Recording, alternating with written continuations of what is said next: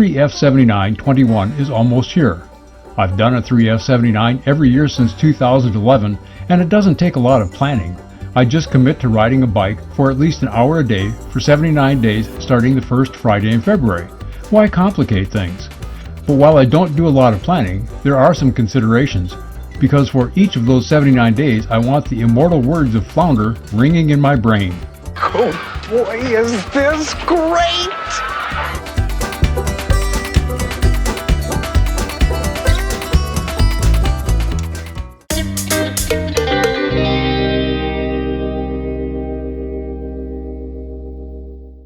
I have a video that explains 3F79, what it is, and why I do it. I'll put a link in the description and on screen. The clips used in today's video are from last year's 3F79. Although I don't spend a lot of time planning 3F79, I do try to add enough structure that is fun and productive. I never want a ride to be a chore, and I want to finish the 79 days in great shape. So here are 3 key considerations. First is location.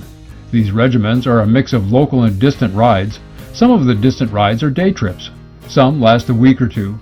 I often start and end the 79-day period with travel, but that doesn't always work out. Even when it does, travel is no guarantee of optimal riding. We could stay gone the whole time. My business is portable. I pulled over in the middle of mountain bike rides to conduct phone interviews. I've edited photos on my laptop in our travel trailer. I've uploaded manuscripts to editors from coffee shops. Not being in the office is no major impediment to doing client work. But we don't want to be gone the whole time. We love our home and we love our hometown. We love the social network we have here. And when you live in a tourist town, which Madison is, every day is like a vacation. And locations come with logistics. There's a diminishing return in quality of life as I shift my attention from business to travel. Travel is fun and exciting, but it's also disruptive and puts excessive demands on mental resources. The second consideration is scalability. When I rode cross-country, self-supported in 1998, my typical day was sleep, eat, ride. A good day included a convenient poop. An excellent day included a shower. No cell phone, no social media. It was 42 days and 3,000 miles of bliss. That's a problem. I find that when all I do is ride, all I want to do is ride. But I have other responsibilities, and relegating each day to just riding isn't an option right now. So I have to scale my riding to fit with those other obligations. Given the time it takes to suit up before a ride and strip down after a ride in the typically sketchy weather we get during this period, even the minimum 1-hour ride quickly blows a big hole in the day's schedule. Good time management skills and the discipline to use them are essential if this is going to work. The dressing and undressing should be a bit easier this year. Our long-range forecast was for a mild winter, and so far that's been true. Our extremes for January here in Madison range from 16 below to 64 degrees Fahrenheit. I don't have all the numbers for all the years, but the median of just that range is 29, and we've been well above that so far in 2021. The third consideration is my age. I feel like I ride well when I'm riding. Then I watch a video of me riding, or I go riding with younger buddies, and pretty much all my riding buddies are younger than me, and I realize I'm no longer much of an athlete. I'm not decrepit yet, but I'm on the glide path to decrepitude. Most notable at my age of 67 is that cumulative fatigue is much more pronounced and recovery is much slower than was true even 10 years ago. Here's a series of screenshots from my Garmin watch showing my condition for a week. These weren't successive high-effort days. I was active on all but one day, but with moderate effort activities such as hiking and weightlifting.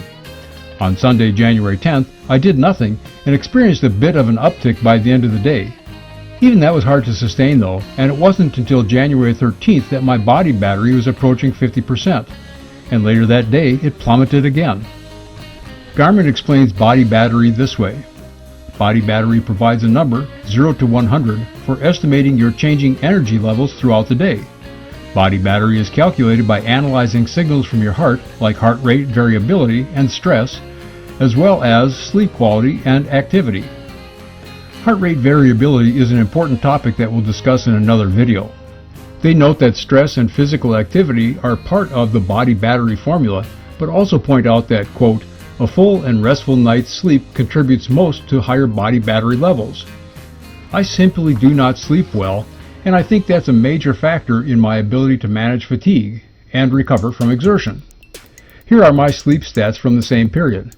My average is 6 hours and 8 minutes of sleep per night, and most nights include one or more period where I'm awake. I get nowhere near the recommended minimum 8 hours of uninterrupted sleep, and I'm sure that takes a toll on my body battery numbers. As a point of interest, I sleep great away from home, often getting 9 or 10 hours of sleep each night. I think my threshold of performance has fallen back in general due to my age.